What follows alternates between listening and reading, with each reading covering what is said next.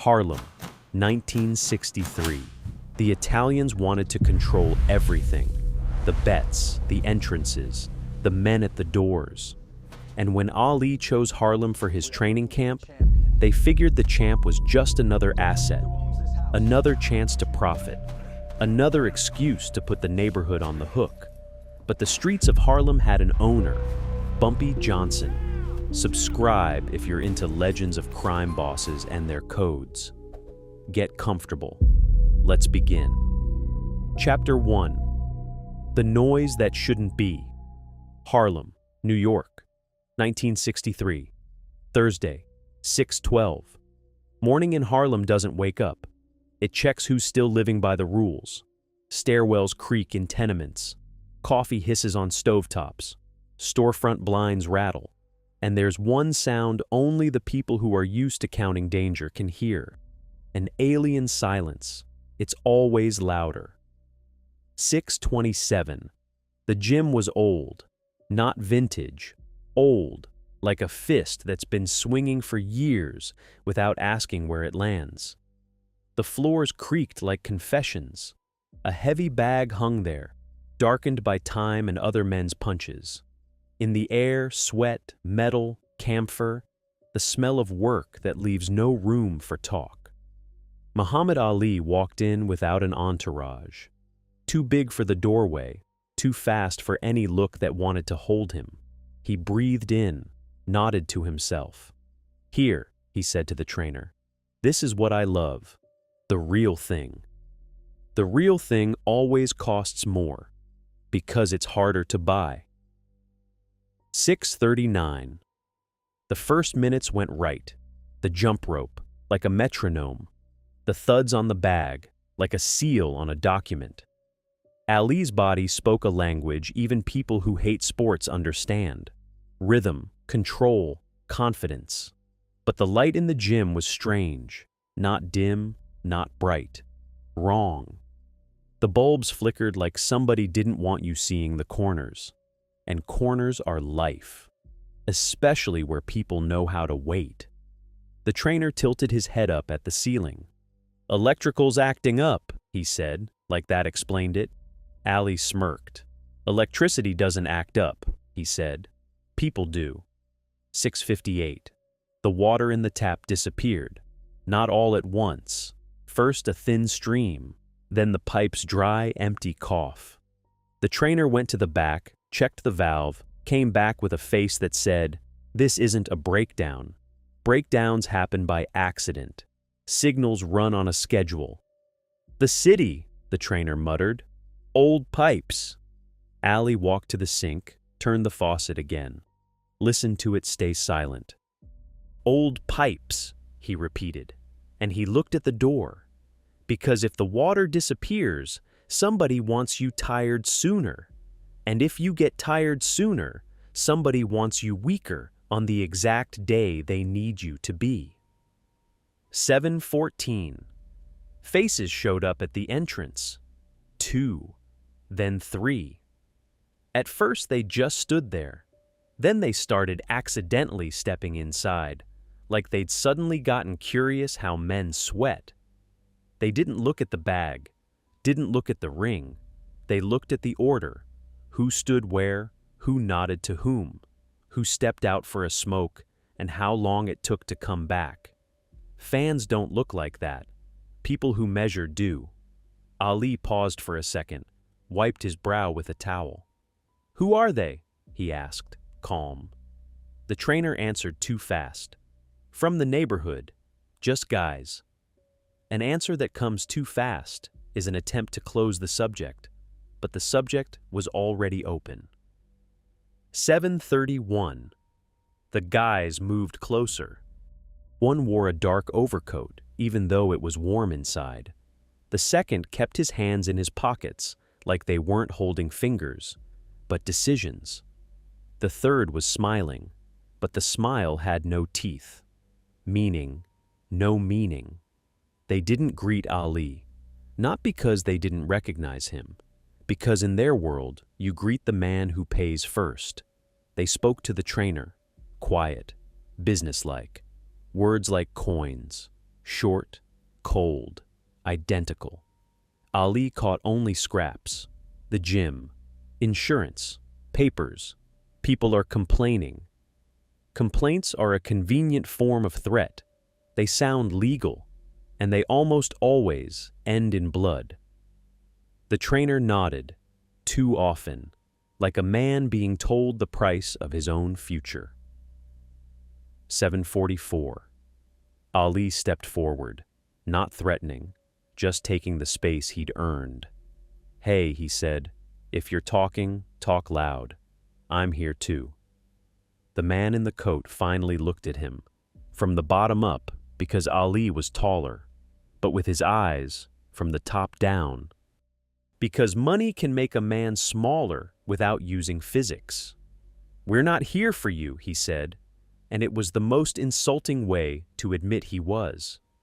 "I'm in this gym," Ali said, "so you're here for me." The man's smile widened a little. "You're a guest," he said, "and guests around here respect the house. Respect that's demanded isn't respect, it's rent." 8:03. The first sparring partners didn't show. First one, then the second.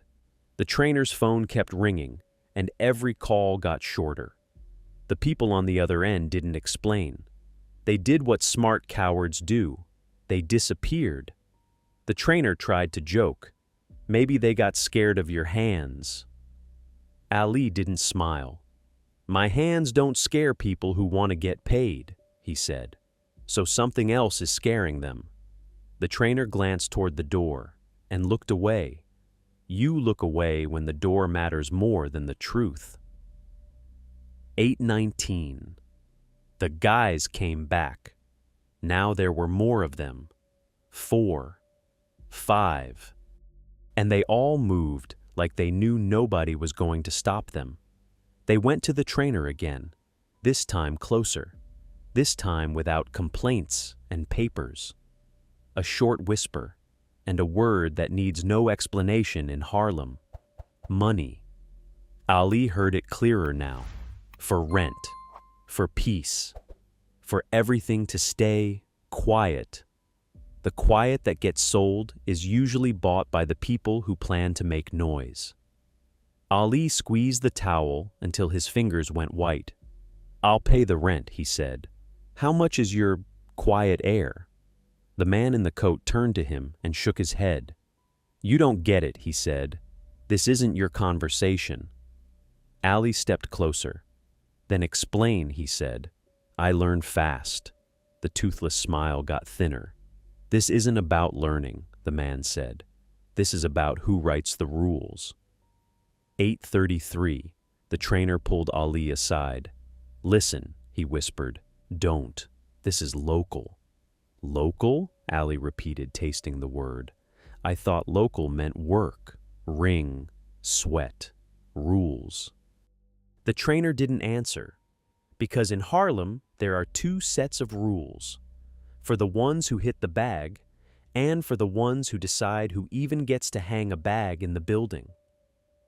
Ali looked around, the creaking floorboards, the smell of sweat, the bag that stayed silent and took it, and the men at the door who didn't take anything except their money.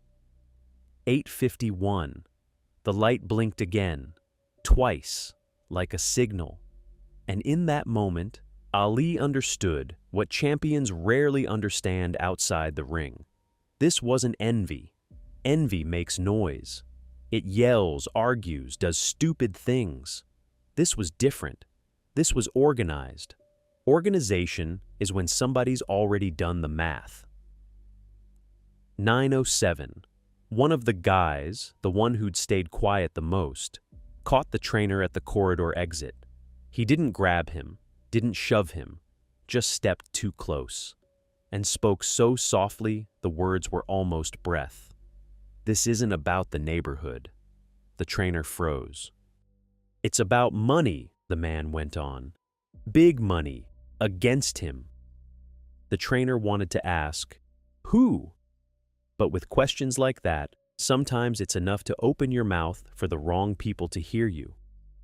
The man leaned even closer, and the last words dropped like a coin into an empty cup. And don't act like you didn't hear the name. The name wasn't said out loud, but the air in the corridor got heavier, because some names in Harlem aren't spoken. They're only felt, like the cold of a gun barrel that hasn't been shown yet. 9:12. Ali stood in the gym and went back to the bag. Harder, faster, meaner. But anger is a bad trainer. It teaches you to make noise where you have to be precise. The trainer came back with the face of a man who'd just seen the price of silence. We'll handle it, he said, and his voice shook on the word we. Ali stopped. You know what's happening, he said. Not a question, a statement. The trainer looked at him. And for the first time, he didn't lie. Yes, he said, but this isn't my fight. In Harlem, not every fight happens in the ring. 9:19. Outside, on the street, someone shut a car door. Too careful, too sure. Ali went to the window. He saw only backs, overcoats, hats, and the way they walked off unhurried, like men who'd already gotten paid. He didn't know the rules of this game yet, but he already understood the main thing. When they want to break you, they don't always hit your face. Sometimes they hit your place. And if they take a champion's place, they're offering to turn him into nothing but a body they can move. Ali clenched his fists. In the ring, he knew what to do with pressure. On the street, not yet. Chapter 2. The Man Who Hears Everything. Harlem, New York, 1963. Thursday, 11:06. In Harlem, news doesn't walk the streets. It seeps through barbershops, through funeral homes, through taxis that drive slower than they need to, through bartenders who pour a second longer when the subject is dangerous. Money moves fast, bets move faster, and strangers move quietly so you don't notice them until it's too late. 11:11. Bumpy Johnson sat by the window, not on a throne, at a desk, a phone, a notepad, a ledger, power that looks like bookkeeping. Red stood by the door, motionless, like a piece of furniture that knows how to argue with a bullet. On the desk lay a bookmaker's slip, thin as an excuse. A Chujaya hand had left it unsigned. Signatures are for people who don't fear consequences. On the slip were 2 words and 1 number. Ali against 50,000. Not a bet on a win. A bet against a man. And that mattered more than sport. 11:18. Bumpy didn't pick up the slip right away. He let it sit. Sometimes paper speaks louder when you don't touch it with your hands. Where'd this come from? He asked. Red wasn't looking at the desk. He was looking down at the street. The street always answers honestly if you ask the right questions with silence. It started this morning, Red said, first with the guys on 125th, then at the Italian book on Lenox, then in the clubs. Everybody's saying the same thing, like they're reading off a sheet. Off a sheet, Bumpy repeated. He said the word like it turned bitter on his tongue.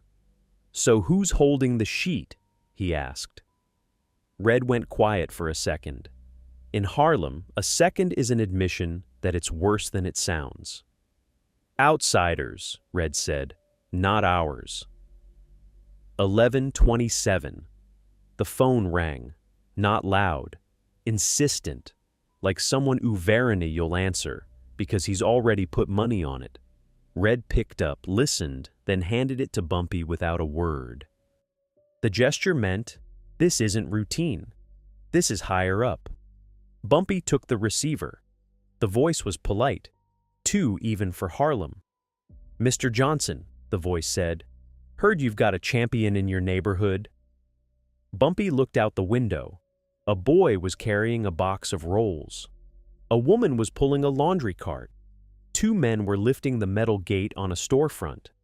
A champion in Harlem is good for the kids, and bad for the people who like betting on other men's falls. The champion's training, Bumpy said. And who are you? A short chuckle. Not friendly. Testing. Let's just say we're people who like order, the voice said. And you've got noise. Harlem's alive, Bumpy said. Living things make noise sometimes. The pause on the line turned cold. Noise comes in different kinds, the voice said. Sometimes noise is a sign, and signs attract the ones who want to earn. You calling to warn me, Bumpy asked, or to sell me a lock for my door? Silence. Then the voice dropped lower. The action against him is serious, and some people don't like to lose. Click. Dial tone. 11:41. Red looked at Bumpy. They want you to vmешаться, Red said. Bumpy set the receiver down slowly. Slow is what you do when you don't hand control over to your emotions. They already did, he said. In my neighborhood. In my order. He picked up the slip and turned it over. On the back was a mark. Small. Almost invisible. Not a name. An initial. An Italian letter their own people don't use. Bumpy didn't smile. Italians, Red said. Not a question. A fact. Bumpy nodded. If they're betting against him, Bumpy said, then they've already bought a piece of the future. All that's left is to buy the present. 11:55. Bumpy opened the ledger, not to count money, to count people. Order in Harlem isn't the law. It's a map. Who owes whom? Who holds whom? Who hears what? Who believes whom? He ran a finger down the lines, like along the city's ribs. Where's he training? He asked.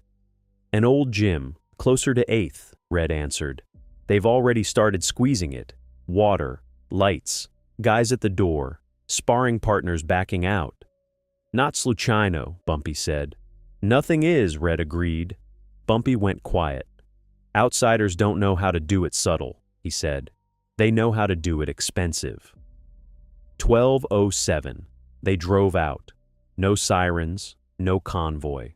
One car. The second one separate. Because in Harlem, a show of force is sometimes a request for a shot. At the gym, Bumpy didn't go in right away. He stood across the street, like a man who listens first to how a building breathes. Door, window, corner. Two men stood at the entrance, not locals. Boots too clean, shoulders too even, eyes too calm. Calm on someone else's street is either stupidity or a contract. Red leaned in. You want me to? Bumpy raised a hand. One gesture, and the sentence died. Not yet, he said. First, we find out who's paying. 12:19. Inside the gym, it was hot. Not from training, from tension. Ali worked the heavy bag. Fast, furious, like he was trying to beat an explanation out of the air. The trainer saw Bumpy and went pale. Not because he feared Bumpy, because he understood. If Bumpy showed up, this problem isn't the kind that gets solved with talk. Bumpy looked at Ali, not like a fan, not like a man asking for an autograph, like a man weighing what noise costs if it turns into war. Ali caught the look and stopped. Who are you? He asked. Bumpy didn't answer at once. In Harlem, a pause is how you draw a line. I'm the one, he said, who lives where you're working right now. Ali wiped his brow. I'm just training, he said. I don't need trouble. Bumpy nodded. Trouble rarely asks whether you need it, he said. It comes when money gets put on you. The trainer flinched, like the word bets was a knife. Ali frowned. Bets? He repeated.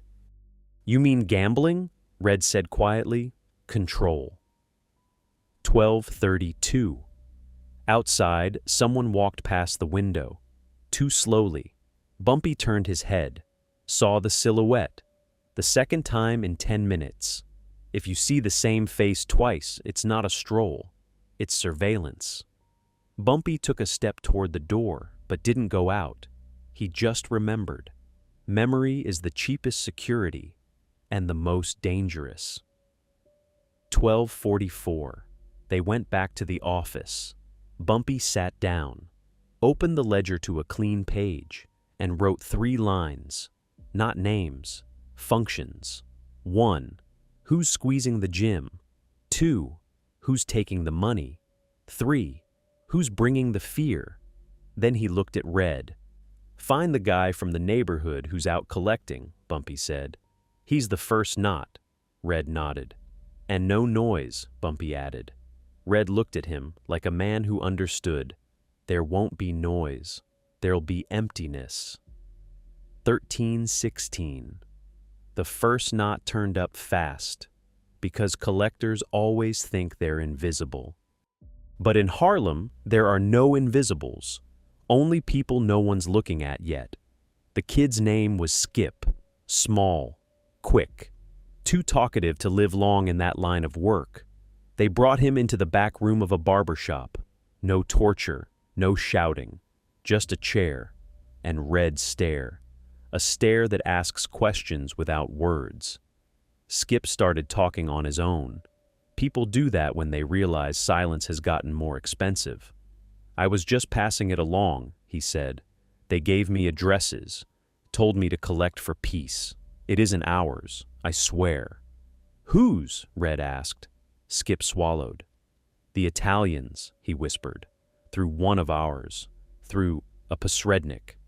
A posrednik is a man who thinks he stands between fire and water. Usually he burns. Red didn't ask for the name. He brought the information to Bumpy. 13:41. Bumpy listened in silence. Then he said, one will disappear. One will be told. One will be shown the bill. Red didn't ulubnulsa. Who disappears? He asked. Bumpy closed the ledger. The one who likes taking money for someone else's heir, he said. Let his heir become Chujaya too. Red understood and left. 14:28. The first disappeared. Not in the street's eyesight, not with screaming. He simply stopped being reachable. In Harlem, a disappearance is a message, unsigned. The second was taught the rules. The lesson was short. If you take Chiji money, you become their pocket, and pockets get cut. The third got a bill, not an envelope, not a bullet, a bill in numbers. What it would cost anyone who kept squeezing the gym, cars, licenses, clubs, supplies, people. Money loves silence, and it knows how to back off when silence gets too expensive. 16:02. By evening, new men showed up outside the gym, quiet, calm, with faces that didn't ask for explanations. They didn't stand there like thugs. They stood there like security. Ali walked out after training, saw them, and stopped. Who are you? He asked. One of them looked at him spokojno. Us? He said. We're from Harlem, Chapter 3. Without words. Harlem, New York, 1963. Saturday, 5:48. The morning before a fight is never just a morning. It's a test. Who's close? Who doesn't belong? Who knows how to keep quiet the right way? Who keeps quiet like he's selling silence? In Harlem, silence isn't the absence of sound. It's the presence of control. 6:03. The gym breathed evenly. The lights no longer flickered. The water ran the way it should. The windows no longer held Chiji faces like display glass. The same quiet men stood at the door. Not thugs, not security, order in an overcoat. Ali walked in, dropped his bag, glanced at them, quick, like at an opponent you can't afford to underestimate. You're still here, he said. One of the men didn't change his expression. We don't leave until the job is done, he replied. The job. That's the word that binds a boxer and the street. Only the street wears gloves of steel. 6:17. Training went the way it should. Jump rope. Shadows on the walls. Punches. Dry. Economical. Not anger. Focus. Ali moved lighter than yesterday. Because yesterday he wasn't fighting a man. He was fighting noise. And noise steals your breath faster than any hook. Today the noise was gone. Gone doesn't mean it left on its own. It means it was escorted out. 6:29. The trainer poured water into a glass and still kept watching the door, like he expected the guys to come back. Habit is a scar. They're not coming anymore, he said softly. Ali didn't stop. Who's they? He asked, and hit the bag like he was putting a period at the end of a sentence. The trainer shrugged. Those who thought they could, he said. Could is a word that doesn't live long in Harlem, because another word always comes for it. Can't. 7:02. Red stepped into the gym for a moment. No announcement, no gestures. He was simply there where he was supposed to be. Ali saw him and narrowed his eyes. You, he said. Not a question. Red nodded once. Ali wiped his forehead. Was this you? He asked. Was it you who cleared the air? Red didn't answer right away. In Red's world, answers aren't handed out. They're left where a man has to pick them up himself. In Harlem, the air has to be ours, Red said at last. Other people's air always comes with a price tag. Ali smirked. And what did my air cost? Red looked at the bag. Not money, he said. Time. Time is the most expensive currency when the fight is close. 8:10. Bumpy didn't come to the gym. That was exactly how it was clear he was close. Real power doesn't walk the hallways. It makes the hallways behave. People said Bumpy's name in a whisper, not out of respect, out of instinct. Ali heard it from one of the men at the door, by accident, as if the word slipped out on its own, and he understood at once. That name isn't for conversation. It's for doors opening and problems closing. 10:36. The city got quieter too. Bookmakers' windows stopped smiling too wide. Neighborhood guys stopped collecting for peace. Phones that rang the trainer too often yesterday were silent today, because someone had done the math. When Italians count, they count profit. When Bumpy counts, he counts losses. And in his notebook, losses always look more convincing. 12:22. Red came into the office. Bumpy sat at the desk. No gun in sight. No threats. Just the ledger open in the middle of the page, as if the city were an account that had to be closed by nightfall. Red set a stack of papers on the desk. Not documents. Notes. Addresses. Names. Dates. 3 places where they'd wanted to move Ali's people aside. 1 phone line the bets were running through. 2 Posredniki who thought they'd stay Posredniki. Bumpy flipped through the pages. They backed off? He asked. They crawled back, Red said. The difference? Bumpy lifted his eyes. Red took a short breath. Back off is what people do when they understand, he said. Crawl back is what people do when they still hope. Bumpy closed the ledger. Then let hope become a luxury, he said. 15:08. On fight day, Harlem looked dressed up. Not because it was a holiday, because money loves a masquerade.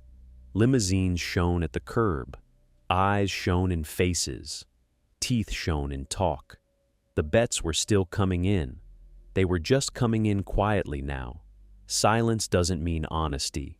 It means someone learned how to be afraid the right way. 1844. The arena. Light cut the darkness into strips, like a knife. The crowd buzzed like a transformer. Ali sat in the locker room and breathed evenly. The trainer was saying something about distance, about the jab, about footwork. But the words were just background. Inside, Ali was alone. And in that loneliness, there was suddenly no threat. Only work. He understood. Someone had made it so he could think only about the ring. That's the kind of help nobody files under gratitude. 1911. Before he walked out, he saw Red in the corridor. Red stood by the wall as always, part of the space, not a guest. Ali stopped for a second. "Tell him," Ali said. "If he's waiting for thanks, he shouldn't. I don't know how to be in debt." Red looked calm. "He's not waiting," Red said. "He likes it when people pay in wins." Ali nodded. "A win is the only currency boxers pay with honestly." 2037. The ring, the bell. The world narrowed to gloves, breath, and distance. The crowd could scream whatever it wanted. Inside, it was quiet. Silence in a fighter's head isn't a gift. It's space someone fought to win for you. Ali moved like music you can't command. He didn't punch with fury. He punched with precision. The opponent tried to impose dirt, clinches, shoves, shoulders. But Ali didn't buy other people's deals. Rounds rolled one after another like pages in a ledger. And on every page, Ali left the same thing: control. 21-19. The judge's decision landed like a locked bolt. Ali raised his hands. Victory isn't always loud. Sometimes it simply puts a period on the line. Cameras flashed. People pressed closer. Someone shouted Ali's name like he wanted to own it. But Ali didn't look at the flashes. He was searching for a gaze. 21-26. In the crowd, beyond the line of light, stood Bumpy Johnson. No smile, no pose, no attempt to become part of the shot. He looked the way people look when they don't come to watch a fight. They come to check that the order held. Ali paused for only a second. It was enough. He didn't walk over. He didn't say a word. He didn't offer his hand. Instead, he gave a small nod. Not thanks. Recognition of a fact. Bumpy answered almost imperceptibly, the way people answer who don't like being seen doing good deeds. Because good is a weak word, and order is a strong one. 22:03. Later, when the arena's noise was behind him, Ali felt Harlem again, alive, strict, carrying the street's memory. He understood something he hadn't understood before. He has the ring, and in the ring, he's king. But there's the street, and the street has a king too. And those two don't have to be friends. It's enough that they don't get in each other's way. Sometimes that's what respect is. One is the king of the ring. The other is the king of the street.